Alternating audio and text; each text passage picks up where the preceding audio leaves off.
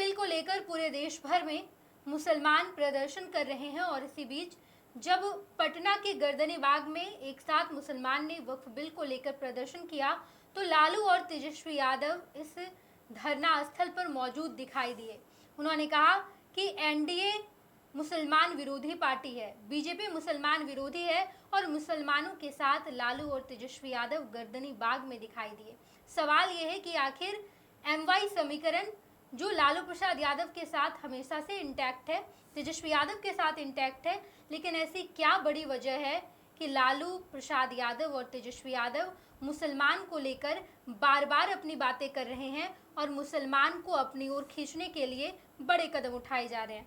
हमारे साथ वरिष्ठ सहयोगी विवेकानंद जी है। विवेकानंद जी, हम हमेशा से सुनते आ रहे हैं या जानते हैं कि एमवाई समीकरण आरजेडी के साथ हमेशा से रहा है, लालू प्रसाद यादव की समीकरण है, लेकिन अभी भी इसी समीकरण के पीछे पड़े हुए लालू यादव। देखिए, डर है, जुड़ने का नहीं, टूटने का डर है। लालू प्रसाद यादव को डर है कि मुसलमान कहीं टूट न जाए। अगर हम वक्फ बिल पर साथ नहीं देंगे, उनके आंदोलन में शरीक नहीं होंगे, तो मुस्लिमों की भावना भड़क सकती है और आरजेडी से वे नाराज हो सकते हैं। और एआईएमआईएम तो है ही बिहार में। अगर मुस्लिमों की सबसे बड़ी हितैषी पार्टी या फिर देश भर की अगर बात कर लें तो एआईएमआईएम है। वो तो अल्पसंख्यकों की, खास करके मुसलमानों की बात करती है, तो वो खतरा है। और बिहार में विधानसभा के चुनाव होने हैं अक्टूबर नवंबर में, सितंबर से ही कह लीजिए, सितंबर से ही चुनावी बिगुल बज जाएगा और सभी लोग रण में उतर जाएंगे। उसके पहले वक्फ बिल पर जो है सो बड़ा आंदोलन पूरे देश भर में चल रहा है। इसी कड़ी में आज जब गर्दनी बाग में कई मुस्लिम संगठन के लोग धरने पर बैठे तो खुद लालू प्रसाद यादव पहुंच जाते हैं। उस धरना में शामिल होने, तेजस्वी यादव की बात छोड़ दीजिए, राजद के राष्ट्रीय अध्यक्ष लालू प्रसाद यादव उस धरना में शरीक होने पहुंचते हैं। हम लोगों ने हाल फिलहाल में कोई तस्वीर नहीं देखी है कि लालू प्रसाद यादव धरना पर जाकर के बैठे हों। वो डर है कि मुस्लिम वोट टूट न जाए। जो मुस्लिम वोट आज हमारे साथ है उसमें सेंधमारी न हो जाए। यही वजह है कि खुद लालू प्रसाद यादव चल करके उस धरना में पहुंच जाते हैं। आप देखिएगा तो मुस्लिम वोटर्स पर डोरा डालने की कोशिश कई दल के लोग कर रहे हैं। प्रशांत किशोर अलग राजनीति कर रहे हैं, वही इस वर्ग को तोड़ने की कोशिश कर रहे हैं। एआईएमआईएम वो लगातार इस कौम को तोड़ने के लिए काम कर रही है और 2020 में तो सफलता भी मिल गई उस पार्टी को। सीमांचल जहां मुसलमानों की बड़ी आबादी है, उस इलाके में 2020 के विधानसभा चुनाव में एआईएमआईएम के 5 विधायक चुन करके आए और सभी ने आरजेडी प्रत्याशी को हराया और हरा करके वे लोग चुनाव जीते। ठीक है, बाद में तेजस्वी यादव ने 5 में से 4 विधायकों को तोड़ करके अपने पाले में ले लिया, लेकिन सीमांचल में पहली बार इस हिसाब से आरजेडी को पटकनी, मतलब हार का सामना करना पड़ा। और हार उस पार्टी से जो अल्पसंख्यकों की राजनीति, मुसलमानों की राजनीति करती है। तो सबसे ज़्यादा खतरा लालू प्रसाद यादव और उनकी पार्टी को, आरजेडी को है।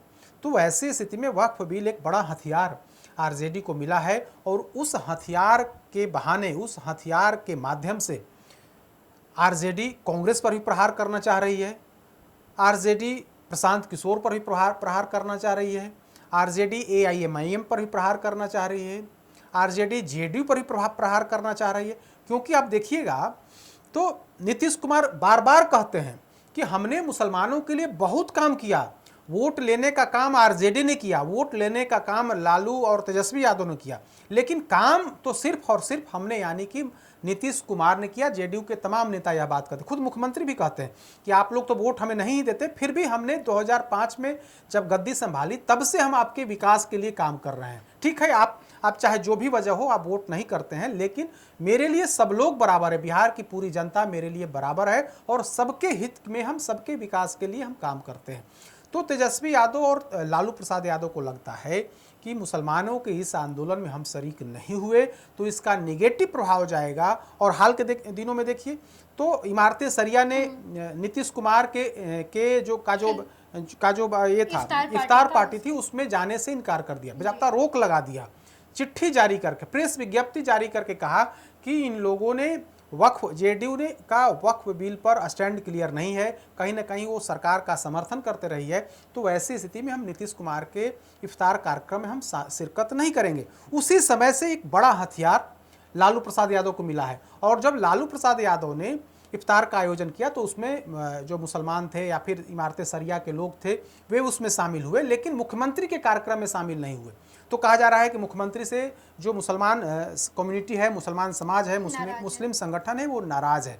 तो उस नाराजगी को 100% अपने में समाहित करने के लिए, मतलब उस नाराजगी का सीधे तौर पर फायदा लेने के लिए आज जब सड़कों पर मुसलमान उतरे, उनका संगठन उतरा, तो खुद लालू प्रसाद यादव पहुंच गए और मैसेज देने की कोशिश की कि हम आपकी लड़ाई में पूरे तौर पर साथ हैं, सदन से लेकर के सड़क तक हम आपके आंदोलन में शरीक हैं, साथ हैं, कंधे से कंधे मिलाकर के हम आपका साथ देने के लिए तैयार हैं। यानी कि वो डर है कि अगर हम इस आंदोलन में साथ नहीं दिए तो इसका प्रभाव निगेटिव जाएगा और इसका सीधा लाभ कहीं ना कहीं सीमांचल, खास करके सीमांचल के इलाके में AIMIM ले सकता है, विभिन्न जगहों पर कांग्रेस पार्टी, प्रशांत किशोर की पार्टी, वो तमाम पार्टियां ले सकती हैं। लिहाजा पूरी, मतलब मुसलमानों का पूरा वोट इकट्ठा, यानी कि MY समीकरण पूरे तौर पर एकजुट रहे, RJD के प्रति समर्पित रहे। इस वजह से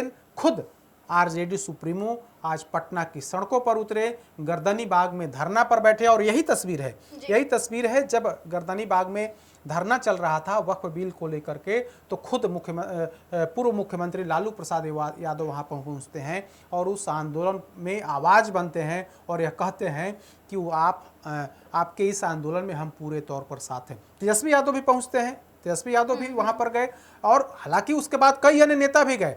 तो इस आंदोलन में शरीक होकर के सभी नेता चाह रहे हैं कुछ लाभ हमें मिल जाए, यानी कि मुसलमानों का यह आंदोलन कहीं ना कहीं सभी दल के लोग चाह रहे हैं कुछ लाभ मिल जाए। और उस लाभ लेने के लिए प्रशांत किशोर भी सुनते हैं कि वहां पर गए थे, उनके प्रतिनिधि भी वहां गए थे।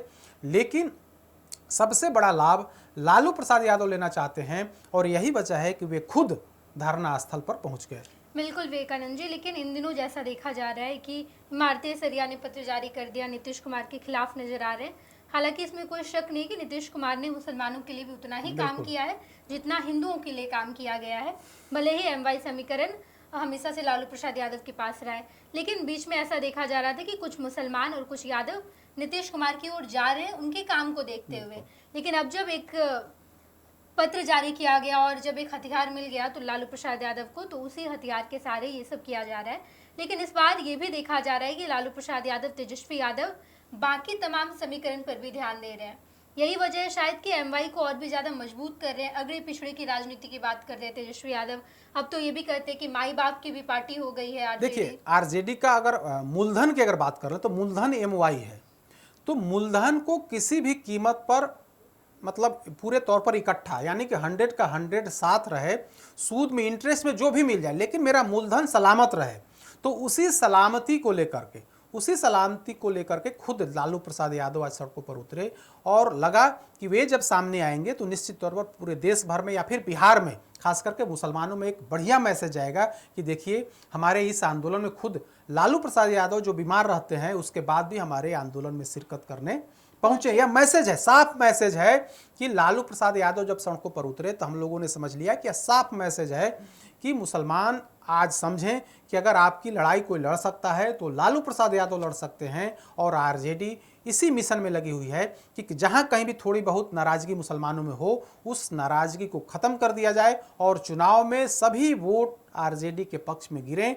इसी के लिए आज वक्फ बिल पर पूरा RJD कुनबा गर्दनी बाग पहुंच जाता है और उस कुनबे में खुद सुप्रीमो जो हैं वो वहां पर पहुंच जाते हैं।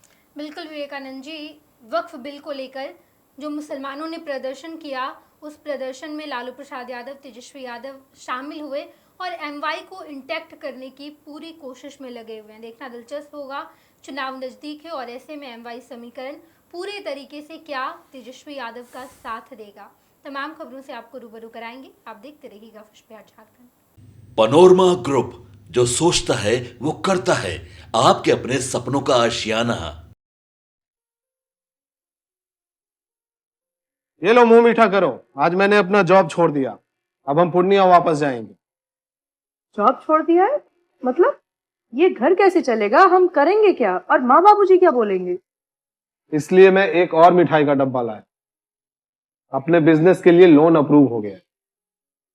अरे लोन अप्रूव हो गया वो तो ठीक है, लेकिन पूर्णिया में हम रहेंगे कहाँ? अपना घर भी तो नहीं है वहाँ। इसलिए तो एक और मिठाई का डब्बा अलग से लाया हूं। हमने पूर्णिया में घर ले लिया है, पूर्णिया के ई होम्स पैनोरमा में। पूर्णिया में पैनोरमा ग्रुप लेकर आए हैं ई होम्स पैनोरमा। बड़ा घर, आलीशान जिंदगी और अत्याधुनिक सुविधाओं के संग। अरे अरे, अब क्यों मुंह मीठा करवा रही हो? क्योंकि हम घर वापसी जो कर रहे हैं। घर वापसी की खुशी पूर्णिया में ई होम्स पैनोरमा के संग। E homes panorama, luxurious lifestyle redefined.